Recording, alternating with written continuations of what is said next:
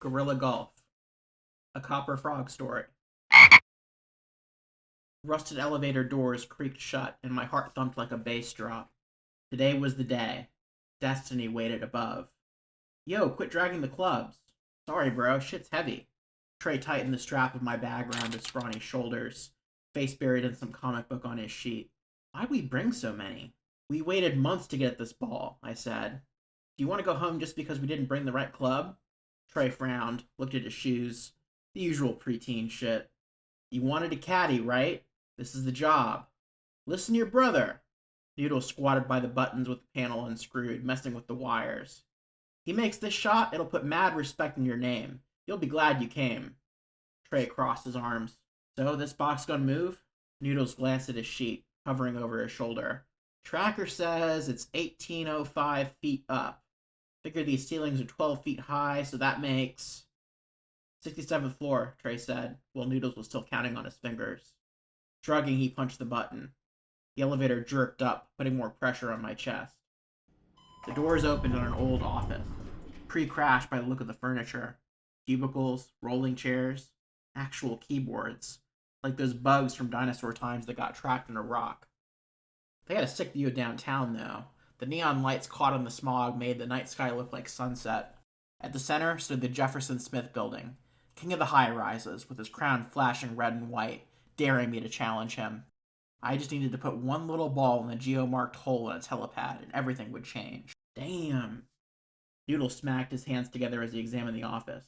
Turns out this city got plenty of room if you can jack an elevator. How come everybody left? Trey asked. Lots of places closed up after. I paused. Trey's eyes looked like Mom's when they got all wide like that. Before you were born, I meant.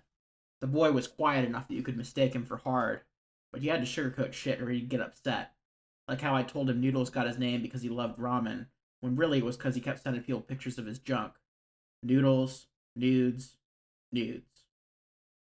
Check this out!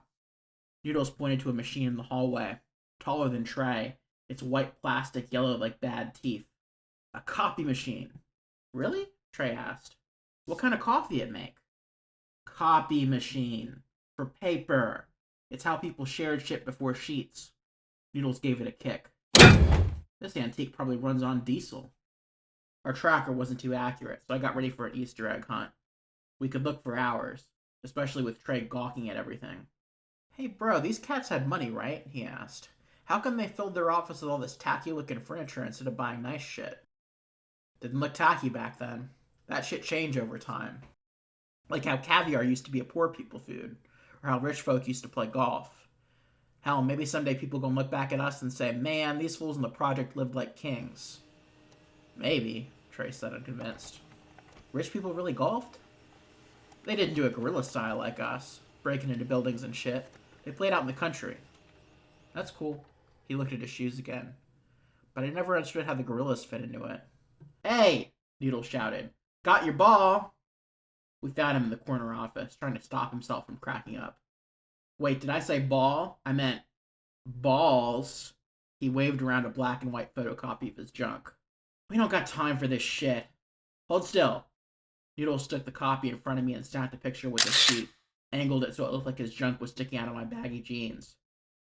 Bigger than you're used to, huh? Yo, there's the ball. Trey pointed out the window to a balcony.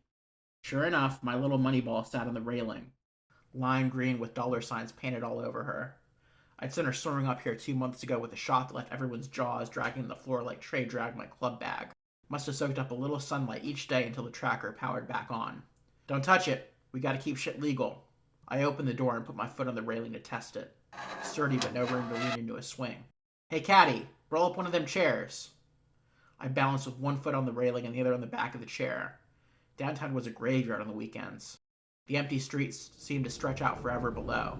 My head swam from the height, so I took a deep breath, but the thickened air felt like broken glass in my lungs. The city was choking me. Nah. I stepped down. The wind ain't right. The wind ain't right? Noodles pulled the picture of me on his sheet and shrank the photocopied balls down to a tiny pixel. There, now shit's accurate. Maybe I didn't have an eagle for Noodles, but I had showed him a birdie. I sat on the chair with my forehead in my palms, trying to set myself back up. Getting headaches again? Trey asked. Nah, just give me a minute. Trey scrunched his nose like he wanted to say something, but was afraid of a smack upside the head. Roxy's still looking for roommates. Asked if we wanted to come up. Roxy? Noodles licked his lips, rubbing his hands. She hot? She our auntie, I said. Lives up north. Oh. Noodles made a face like Winnie the Pooh in a tuxedo. Up north. You say food tastes better up there, Trey said. Fuck me, this shit again? Man, why you want to go up north? Government take half your money up there.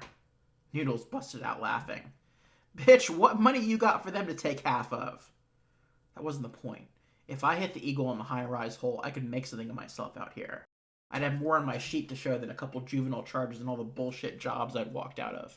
People would notice. You don't understand, Trey. The grass is always greener when it's astroturf.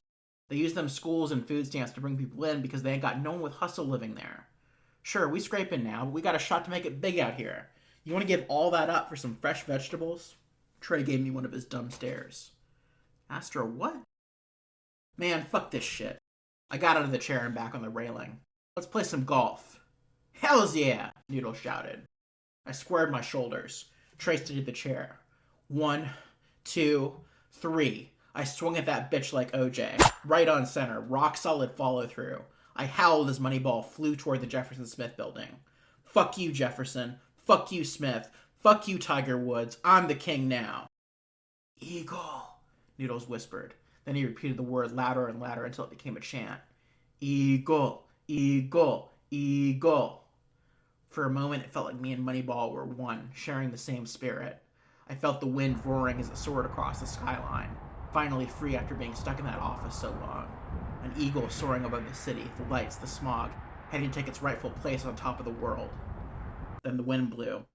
A low hum across the skyline like the devil laughing at me. Moneyball leaned to the right, farther and farther off course, until it landed in the East Side projects.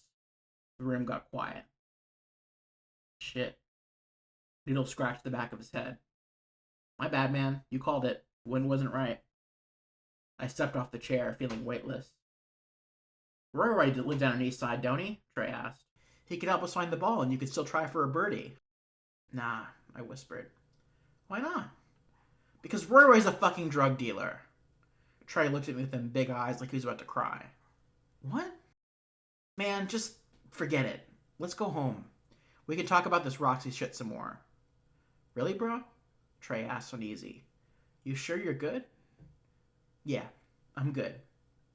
As we stepped back into the elevator, I took the club bag from Trey and slung its weight over my back.